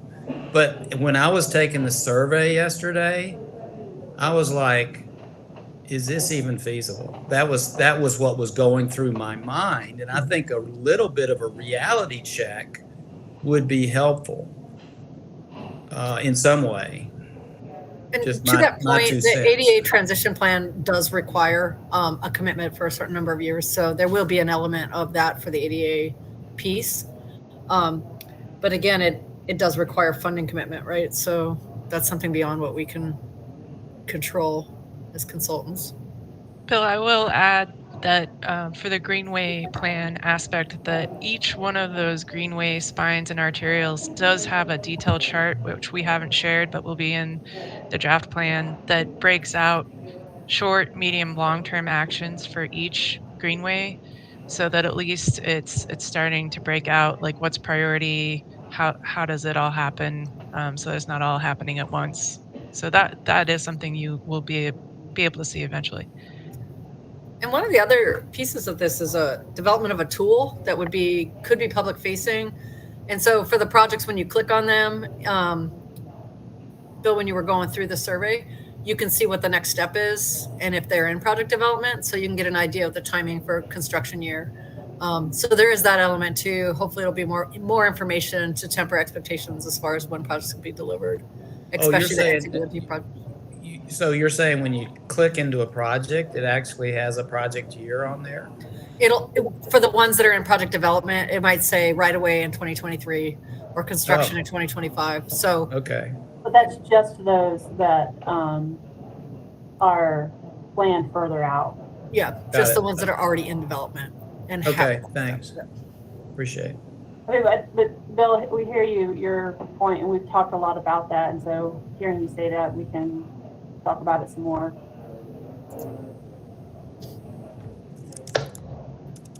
I think that just highlights how excited we are to make use of all these facilities. You know, I don't want my grandkids using them. I want to use them myself. Right. Excellent. Well, thank you very much. Jessica or Lucy, do we have any other action items here? For this item, no, I don't think so. I just wanted to give you guys a quick update on Merriman, and then after that, we don't have any other items to discuss or have any substantial updates on. Okay. Really quick, Lucy, did we need feedback on the top 10 greenways? Because that is one action item. Okay, go ahead. I would like, if I could get some approval on the top 10 Greenway projects, that would be nice. And also, if you do have the time and interest, if you'd like to look through these slides again and let us know if there's any other questions you have, please send them to me. And Lucy, that feedback will go through the link that you sent us that's specific to board members? The survey you can take, if you have specific questions from this slide presentation, if you'd email it to me, please. Okay. And we are trying to get what's the deadline for the top 10 greenways, Lucy? I know that's kind of key. Well, I was hoping maybe we could talk about it today and get your approval real quick. If you feel like you need more time, let me know and we'll set up a date. But our consultants need the comments as soon as possible. Can we all get a chance to can we send that to you offline? Just email that, each of us email it to you individually. So I think I would like an official approval if we have the gumption today.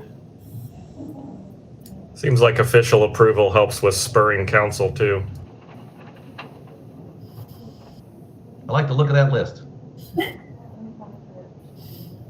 I'm in. Yeah, me too. I mean, I don't know what depth I would go to that you all haven't that would make me want to change that list. Yeah, agreed. And we might just mention that, you know, while this is in somewhat priority of order, it doesn't mean it's going to happen exactly this way. So I make a motion to endorse or support this top 10 list from our commission. Excellent. We have a motion. Can we get a second? I'll second. There's Randy with a second. Any other comments or questions? Here's one comment. Oh, sorry. Go ahead, Randy. It would help me looking at this list. You got it, Randy. Sorry. I was just going to say that we're in such desperate need for the greenways to be done that it almost doesn't matter the priority list on them, because again, if it's able to get done and we get to do it, there'll be a win. Where there's no frivolous greenways on this list. So. And I like the way it lays out. Bill, do you have a comment? I was just, in my mind, it would help to have a ranking here too. I mean, we've got 100 in the docket, right? And these are 10. And that might be 300 in the docket. These are 10. Are these like equally 10, or is Swananoa like 100 and Bowcatcher 20? Some kind of priority within these 10 would be helpful for the reader. I think they're in ranked order. I'm going to say that they're in ranked order with the order of importance of kind of what those folks, after they've dug into all this detail and all the information, this is what they're going to bring back to us and say, this is the order that we feel like we should tackle these in. And then there's always going to be other effects that are going to, have an impact on this list. But, if they have this and move forward with what they need, I think we can, keep the ball rolling. Just to add, the top 5 projects are in some state of project development, so they're moving already, and the remainder in some way just have real prime opportunity, or that they're going to serve a really great purpose. So I would say they are fairly ranked in order, but especially the top 5 they're moving forward right now.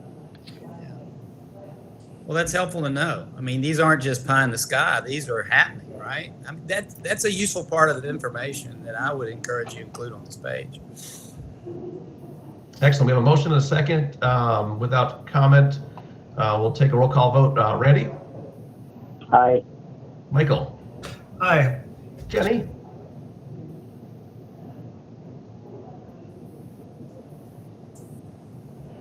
Jenny? I think we lost Kenny. I'm here. Aye. Oh, there you are. Sorry. John? I think John left the meeting. Okay. Maggie? Aye. Oh, I might be wrong. John. Bill? Aye. Leanna?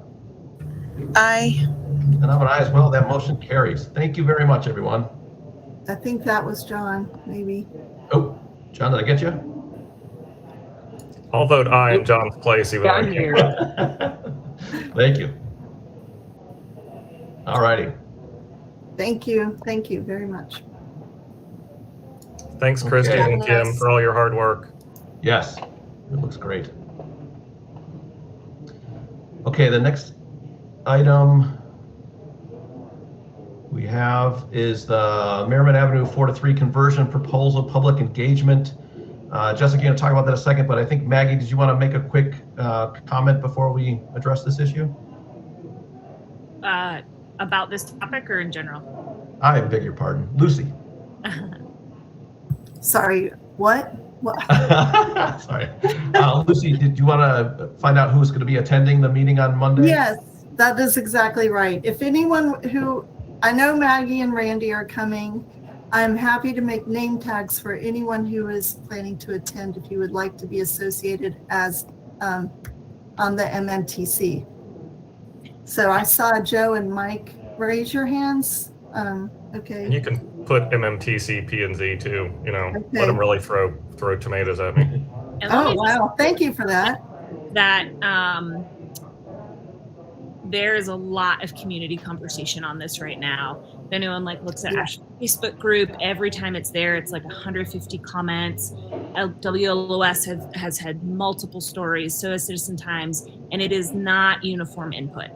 So if you have a strong opinion, perhaps from a multimodal perspective, please show up. It's totally worth it. We do very little on this commission relatively, right? We come to 2-hour meetings, 30 minutes of your life would be really meaningful. And then the survey that's going to come out is in my opinion, an absolutely must-do requirement to be on this committee. It's so important for your input. So that's my plug. So I have so far Michael and Dennis and Joe. Is there anyone else I'm missing?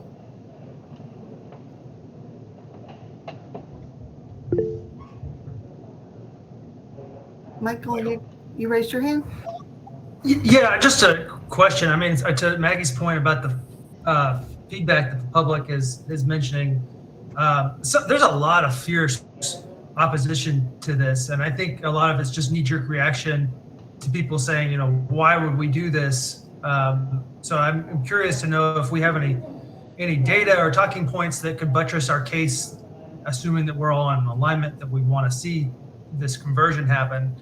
Because I think one of the biggest questions is intuitively people think that if you take the lanes and you reduce them, then the traffic is going to get backed up. It's going to be bad. It's going to be slow. Do we have data to show that that's not true? Or I know that there was a study done of Charlotte Street after that conversion, but it was done during the pandemic. So I don't know if we can use that data. Michael, just to add, in the chat, I put the Merriman Avenue project page from the city, and it's got a lot of information, and there'll be posters supporting a lot of this in more depth. But go ahead, Jessica, finish. Okay, so I just wanted to say that, yeah, we have the project website on the city's page, which you can navigate to relatively easy from the home page. If you go to projects, it pops up pretty much at the top under the title Merriman Avenue Considerations. And as Lucy mentioned, there are documents in this website that you can refer to if you want to get data in terms of national data that Federal Highways has produced about road diet. So I think this link here where it says demonstrated is taking you to the safety page of Federal Highways.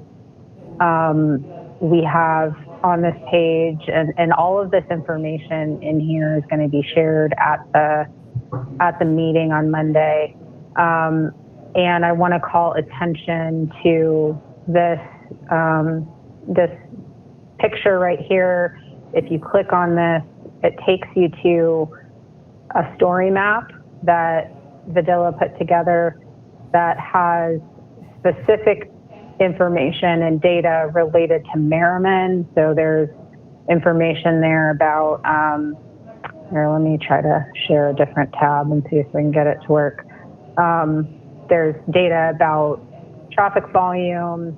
There's data about crashes and crash history.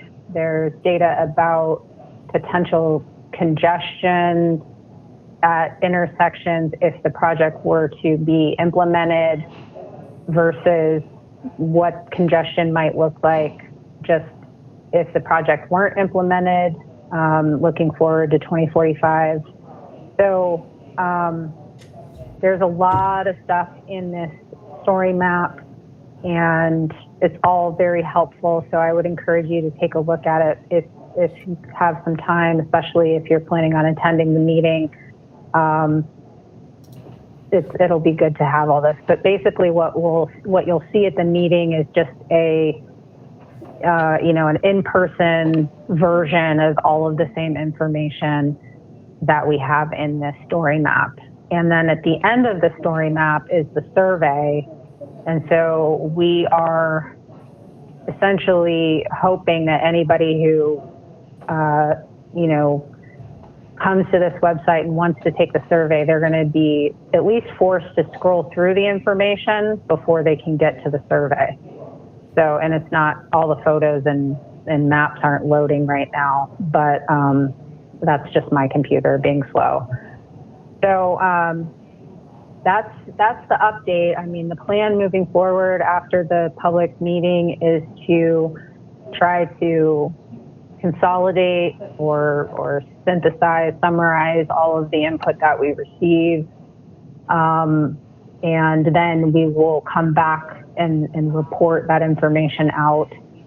And after that, there will be a decision made probably by May is the goal. So we encourage you guys to participate this week and send this information to whomever you know.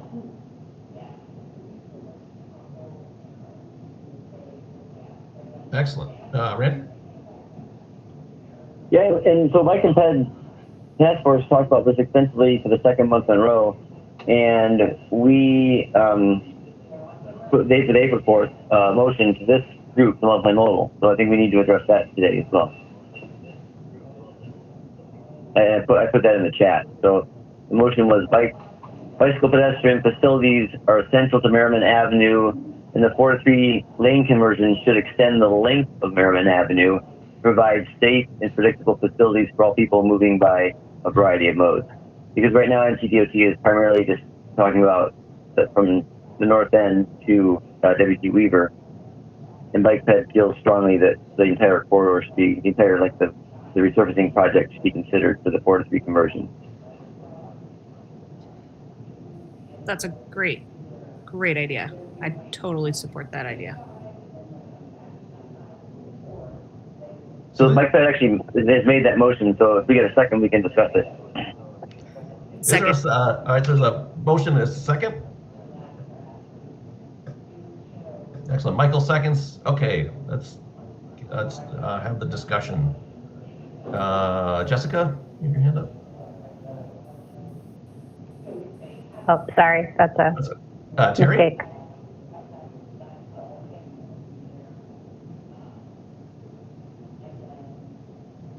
Sorry, my mic was off. This is Terry Marchant. I'm part of Bike Ped.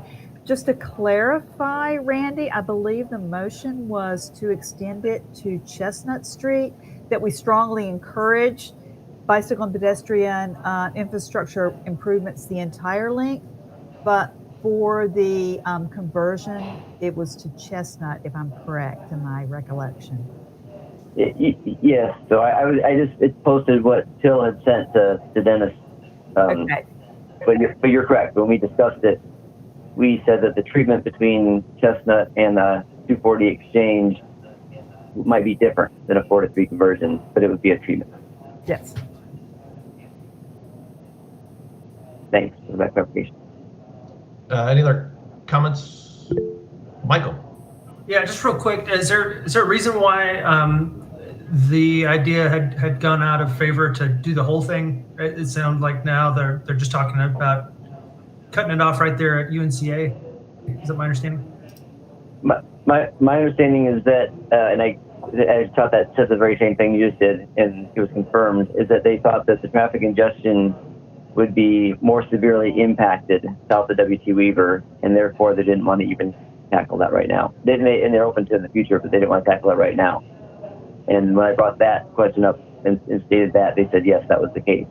So that's what they're saying. But at the same time, this is a public input meeting for the whole corridor, and Bike Ped felt very strongly that they wanted to express, as a citizen advisory organization for Asheville, their citizen input into this process, saying that we shouldn't limit the scope of it to just W.T. Weaver. Yeah, and I agree with that. I mean, honestly, the DOT's already changed its policy to a complete streets policy on any new corridors, and this isn't exactly that. But the thought is, you know, we should be looking at streets for the totality of the people that use them, not just cars. So I don't think that's in alignment with their own policy. So I would support your motion. Do we have more information on why that delineation was made on that location? Is it just congestion that exists already, or the absence of the ability to move folks around? From which part, Dennis? Would be from 240 to where the current plan. What they're saying is that they're concerned about queuing getting on and off 240, and the counter argument that Randy and I brought in these trifecta meetings is that they do not need a mile of queuing lines, and that Chestnut is far more reasonable to expect between 240 and Chestnut. Okay. They didn't agree readily, but I think that I won't speak for the city, but I think that there will be a lot to negotiate after public input. And so the more we hear from the public, especially in support of all of this, the better, because I mean, we're really at risk of the folks who are nervous about this sinking this entirely after public input. That is 100% a very likely option. So we need to really get out there in full support. So Randy, I love the Bike Ped motion, and I guess you're asking if we should approve it, but I wonder if we should pile on and be like, MMTC and Bike Ped make the same motion. Is that what you're asking for? Yeah. Well, the Bike Ped, makes recommendations to multimodal, and so they made a motion to pass on their input through us, because that would be the appropriate channel from how I understand how things work. Yeah.